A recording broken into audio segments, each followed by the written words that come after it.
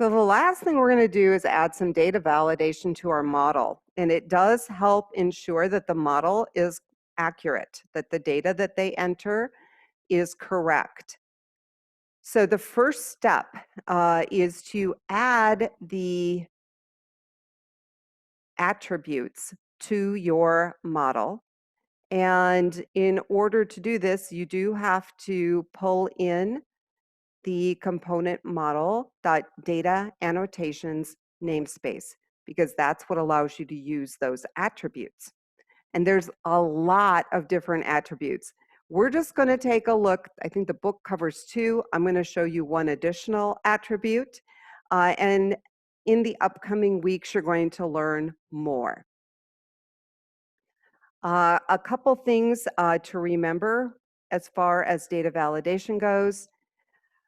Any validation attribute concerned with data entry should be placed in the model. When an error is flagged, the state of the model and the user's request is no longer valid. So in the controller, you typically check the model state to see if it's valid before you do any kind of database updates. So once an error is flagged, it is no longer valid and no updates will occur. We can also use the check on the valid model to determine values that we're going to set for a view. Validation attributes are never added to views. The views will display the error messages, and you can actually customize your error messages in the data attributes. There are default messages that will be generated, but you do have the opportunity to customize those. So to add your validation to models, you will put the attribute in brackets above the property that it should affect. And a single property can have more than one attribute. So how you can view these attributes are kind of like what you do in your tables to ensure the data is accurate. So if something is required, when we add a column to a SQL table, we would say not null. And if there were some rules as far as what range of values can go into a column, we would add a constraint. And here we add an attribute. Okay, and once we generate the database table, that attribute gets converted over into a constraint. Okay. The attributes that you are going to be adding are always enclosed in brackets, and then if there are parameters, they are within parentheses inside the brackets. You can apply multiple parameters. In fact, the error message, if you want to create a custom one, that is inserted or input as a parameter to the attribute. And it's usually added to the end of the parameter list. So I have a little example. So here I've got an ID and it's required. I did not use a custom message, so it would just use whatever message comes with the system.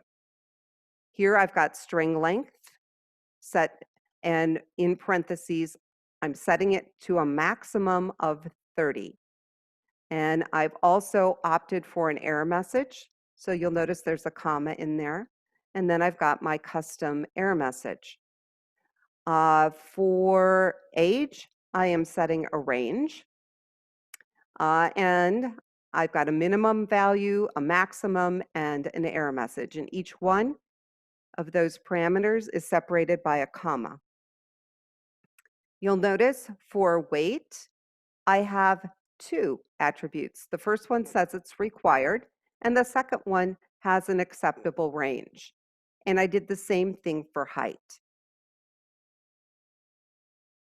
So when this gets converted into a database table, anything that has required is going to have not null tacked onto it. For the one with the string length of 30, that will get converted into a variable character 30.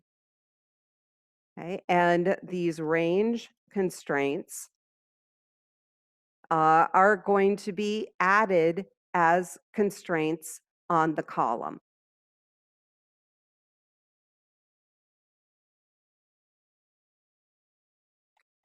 So we put those data attributes in the model to help make sure that the data is accurate. Then we want to check for validation errors in the controller. These are checked in the post action method, right?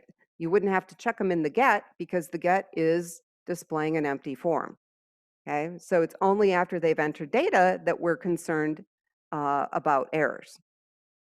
So in this little example, I've got a action method called member info. You can see that I'm looking at the post and I'm checking to see if the model state is valid. If it is, I'm going to calculate the BMI. Okay, so if the model state is valid, that means they entered everything correctly. I've got a good height, I've got a good weight, I can calculate their BMI. Okay, if it is not valid, well, then I cannot calculate the BMI. They have to fix their errors, so I'm just going to set it to 0. Okay, so that's just a little example of how you would use it in the controller. So we've talked about how to add the validation to the model, how to check for it in the controller, and now we're going to take a look at how to display those error messages in the views. So there's two ways that you can do it. You can either display all the errors up at the top, or you can display the error next to the area they input the error. So if you wanted to do all errors at the top of the form, you typically would just put them inside a div and use the tag helper ASP validation summary equals all. Then that just puts all the errors at the top. Okay, and so this is what it would look like in your form. So inside the form, you can see that I've got this validation summary. And if they actually enter data, that is not a bad method, right? Because you can actually see where the problems are, okay?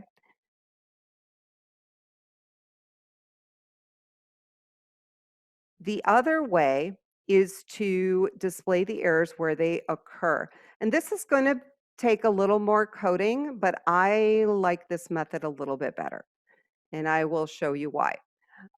So the syntax for this, it's typically used in a span tag, and we use ASP-validation for, and then whatever the property name is.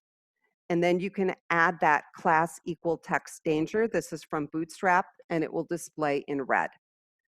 So you can see it was a tad more work, but it really wasn't that bad because after I did the first one, I could simply copy and paste. And then I already had the property name here, which I then copied and pasted. So it really didn't take me that long.